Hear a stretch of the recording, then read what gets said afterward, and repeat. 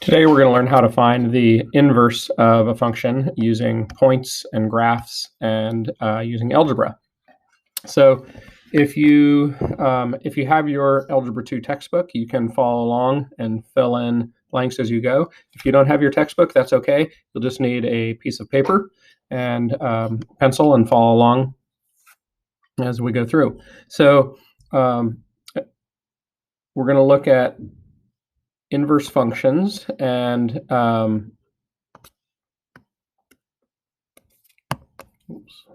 that again. So inverse functions can be written as with the notation f raised, it looks like raised to the negative first power, but that's not really an exponent. That's just a symbol that means inverse. So you've probably seen this before in Algebra 1. We did a little bit of work with inverse functions in Algebra 1. And so this is the symbol that we used when we write that. We say f inverse. Okay, so if we have a function f, this is how we write the inverse of the function. And so what is an inverse?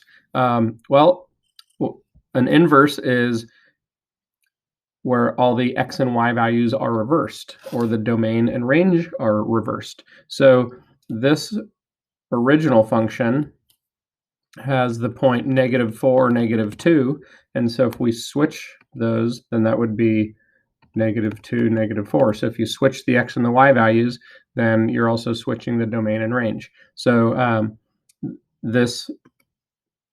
this part of the mapping says the point 0 in the domain maps to -3 in the range. So that means it contains the point 0 and -3. And so if we switch that, now -3 would map to 0. So again, we're just switching the x and the y. 1 maps to 2, so 2 maps to 1 on the inverse graph. And the last one is already completed for us. 4 maps to 1 on the original function, 1 maps to 4 on the new function. Is the inverse a function?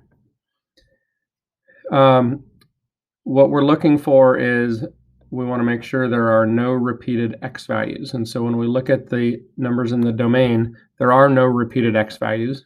So so that means this inverse is a function. Yes, each x value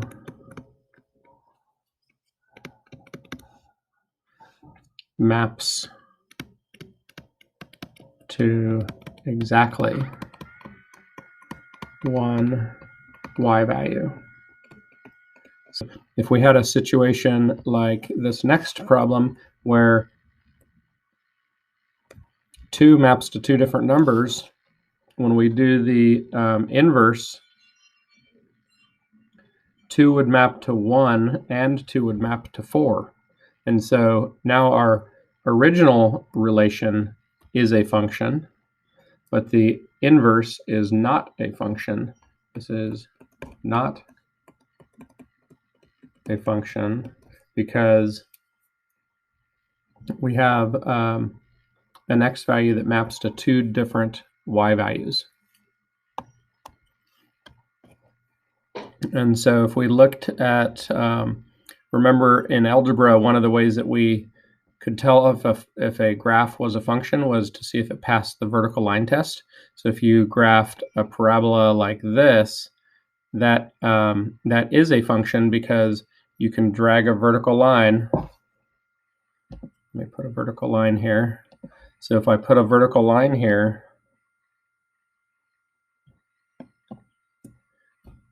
and I drag that vertical line left and right, that vertical line only touches the graph at one place at a time. Okay, so it intersects the graph only at one point. But if I had a graph like this, when I draw a vertical line, it's possible for the vertical line to touch in more than one place. So this one is a function. This one is not a function because it fails the vertical line test. a vertical line touches in two places.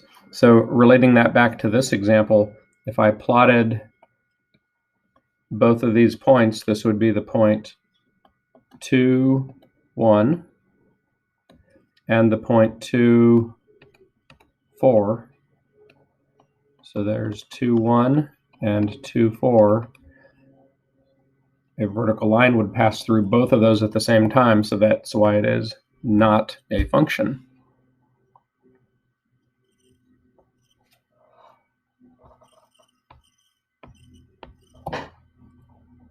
Example C on the next page, we're given these 4 points, which are already graphed on the grid. And so to graph the inverse, I'll plot these points in red. So the inverse of the first point would be -2, -4. So -2, -4 is here. Okay, notice that those 2 points are right across from each other. If I plot the next point, -3, 0. -3, 0 is here. Notice that that's directly across from 0, -3, the original point. 1, 2 becomes 2, 1. Those 2 points are right across from each other. And 4, 1 becomes 1, 4. And those 2 points are directly across from each other. So this happens every time we graph an inverse.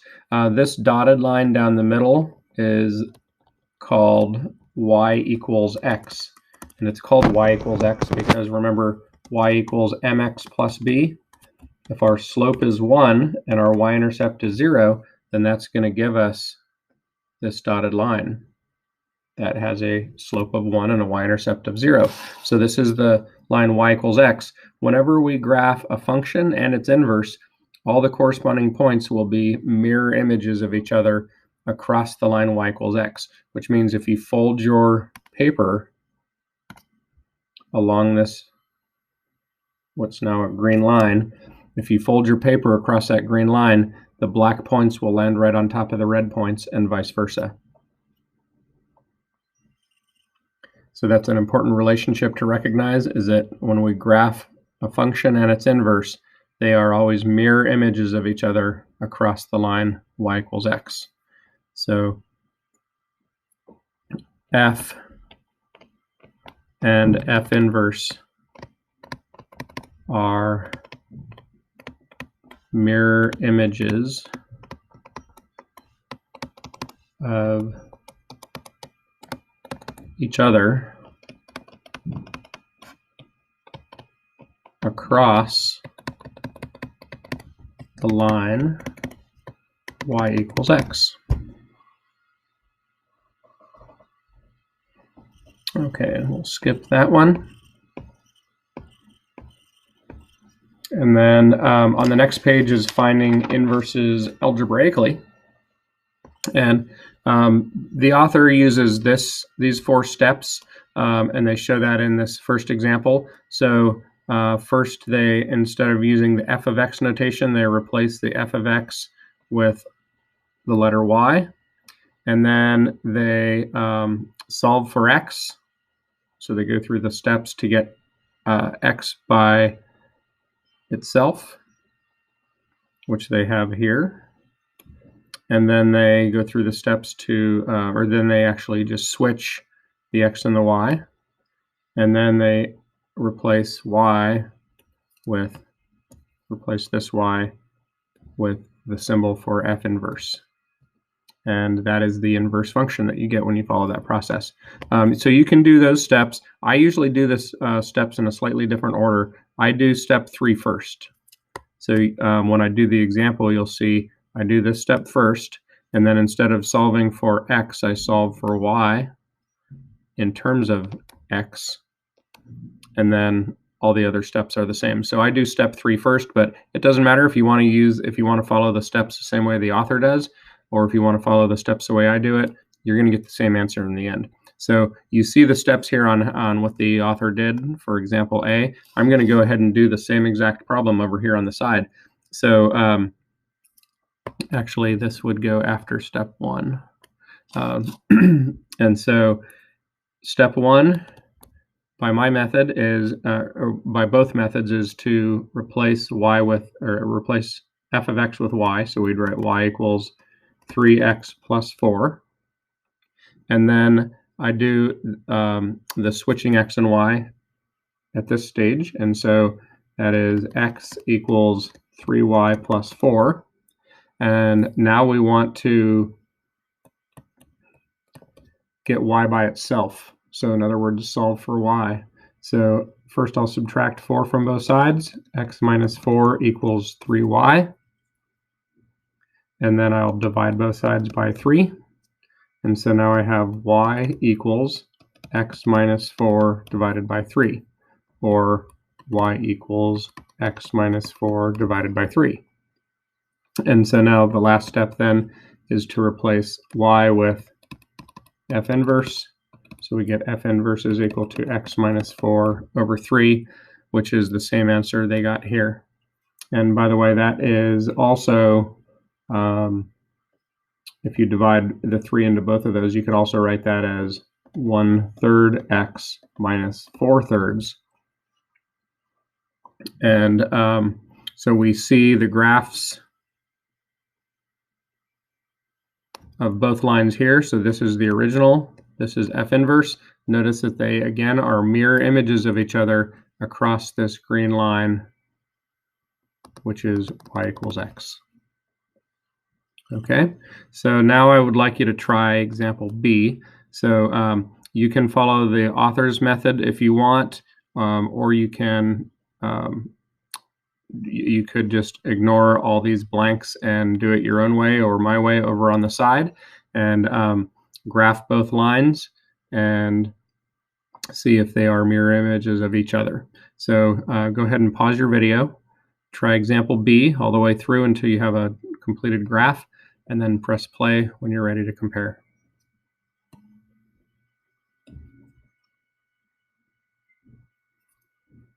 So I will write y equals 2x minus 2, switch x and y, get y by itself. So that's going to be x plus 2 equals 2y. Divide both sides by 2, and we get y equals x plus 2 over 2, which is also 1/2 x plus 1. And so then we would say f inverse is x plus 2 divided by 2, or you could also write that as 1/2 x plus 1. The reason why I would write it this way is because it makes it easier to graph that way. And so if I graph I'll graph the first one in red, the original function in red. So it has a y-intercept of -2, and it has a slope of 2. So we'd go up 2 and over 1, up 2 over 1, up 2 over 1, down 2 backwards 1, and so on. And so that line would look like that. That's our original function. Our new function has a y-intercept of 1 and a slope of 1/2. So up 1 over 2, up 1 over 2, down 1 backwards 2, down 1 backwards 2. So that line looks like this. So that is f inverse of x, whereas the red line is f of x. And then I'm also going to put the dotted line right down the middle, which is the line y equals x. And notice again, we see that symmetry. If we folded our paper on that blue dotted line, the red line would land right on top of the green line, and vice versa. So that's a good way to confirm that we did find the correct inverse.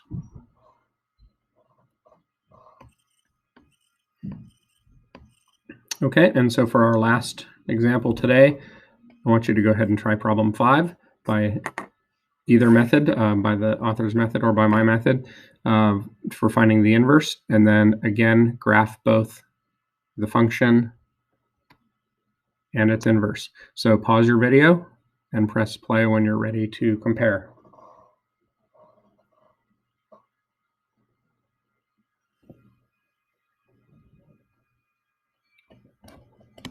So if I replace the f of x with y, I get y equals negative 2x plus 3. Switch x and y. Solve for y.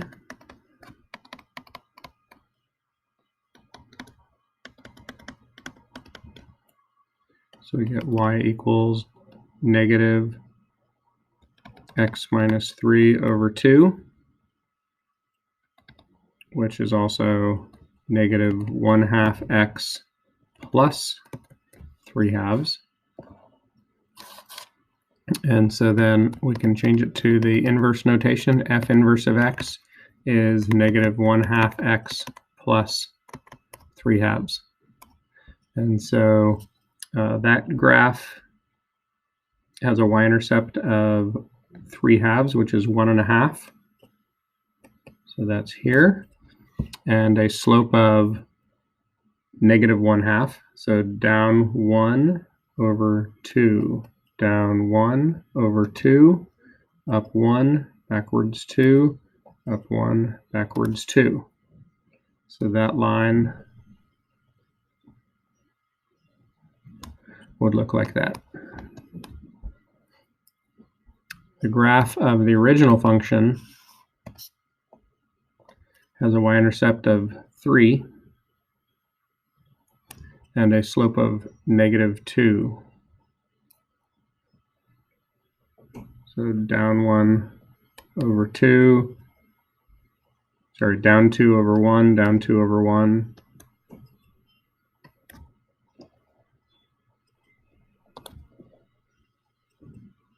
And that line looks like that. And if we put in our line y equals x, again, we see the symmetry that we're always looking for.